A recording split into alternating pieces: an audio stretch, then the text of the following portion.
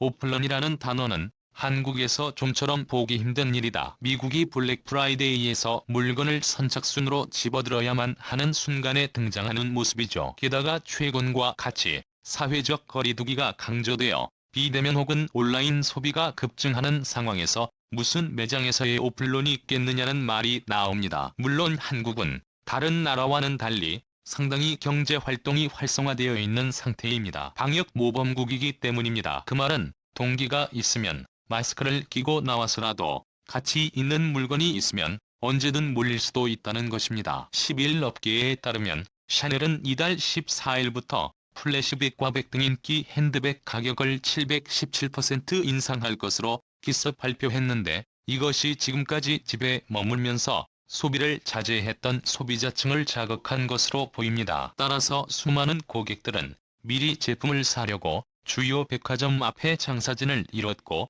백화점이 오픈하자 해당 매장으로 달려갔다는 오플런이 연출된 것입니다. 이 때문에 샤넬 매장에 입점한 주요 백화점 앞은 인상 전 핸드백을 사려는 사람들로 개장 전부터 붐비고 있습니다. 새벽부터 적게는 50명, 많게는 100명씩 줄을 서는 모습이 목격되고 있는데요. 이날 명동 롯데비뉴엘에 줄을 선 한 주부는 710만원짜리 클래식 미디엄 백이호 820만원으로 오른다니까 살 거면 빨리 사는 게 이득이라고 생각했다고 말했습니다. 또 면세점에 샤넬 제품이 일반 매장으로 들어와 물량이 많아졌다는 소문도 돌고 있다고 덧붙였습니다. 하지만 뛰어서 샤넬 매장에 갔다고 해서 원하는 가방을 바로 살 수 있는 것도 아닙니다. 명품 매장은 점원이 1대1로 응대할 수 있는 수만큼 고객을 돌려보내기 때문에 바로 입장하지 못했다면 매장 앞에서 대기해야 하는 일도 생깁니다. 태블릿으로 대기번호로 주는데 보통 대기자는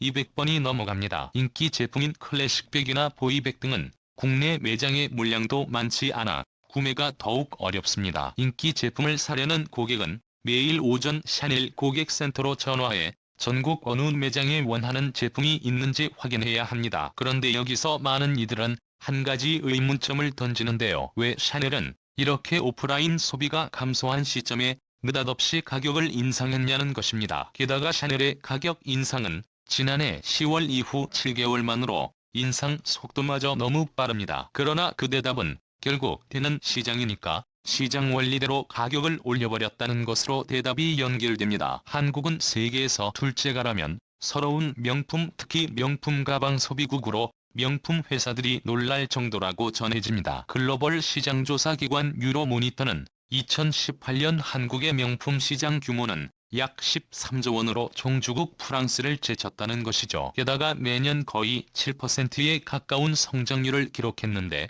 매출액으로는 세계 8위권에 해당하는 수치입니다. 게다가 유로모니터는 한국 명품 소비의 알짜배기라는 면세점 매출은 빼버렸기 때문에 실제로는 훨씬 더 매출 규모가 크고 성장률도 높다는 것으로 관측된다. 또한 유로모니터는 2005년 이후 가방 분야에 관해서는 단 한 번도 한국이 1등을 안 한 적이 없다고 조사됐다며 이번 샤넬 오플런 소동은 특별할 것도 없다는 것입니다. 명품 관련 업계에 따르면 한국은 수요에 비해서 공급이 매우 한정되어 있기 때문에 이러한 배짱 가격 인상은 앞으로도 좀처럼 사라지지 않을 것이라는 해석입니다. 미국과 일본 등은 명품 저변이 매우 넓은 데다가 공급량도 매우 많아서 이 같은 인상률은 잘 없는데, 한국은 공급 루트가 한정되어 있고 입고량도 적다 보니 시장 가격을 그대로 따라갈 수밖에 없다는 것입니다. 업체 측은 글로벌 본사 방침이라고 설명합니다만 일각에서는 가격을 올려도 인기가 여전하기 때문에 시장 논리로 한국은 명품백 가격 고공행진에 문제가 없을 것이라는 지적이 이어지고 있습니다. 이럴 때마다 온라인에서는 일부 소비자들이 지나친 허용심 혹은 주변에 보이고자 하는 과시욕으로 인해 이러한 명품 소비가 조장되었다며 볼멘 소리가 나옵니다. 또한 너무 가격을 높게 불러도 계속 구매를 한다면 그야말로 붕대접을 받는다면서 가격이 높으면 구매를 멈춰야 한다는 의견도 제기되고 있습니다. 또한 최근 프랑스의 확산 사태로 인해서 연간 GDP가 마이너스 6% 이상 떨어지는데 한국이 명품 사는 걸 보고 웃고 있을 거라는 비판의 글도 이어지고 있습니다. 그러나 다른 한편에서는 최근 사태로 오랫동안 참았다며 일종의 보복 소비를 하는데 거리낌이 없는 모습입니다. 한 네티즌은 내가 내 돈 쓰는데 남이 무슨 참견이냐며 소비로 인해 삶이 윤택해진다면 좋지 않냐고 했습니다. 그러나 이러한 명품 업체들은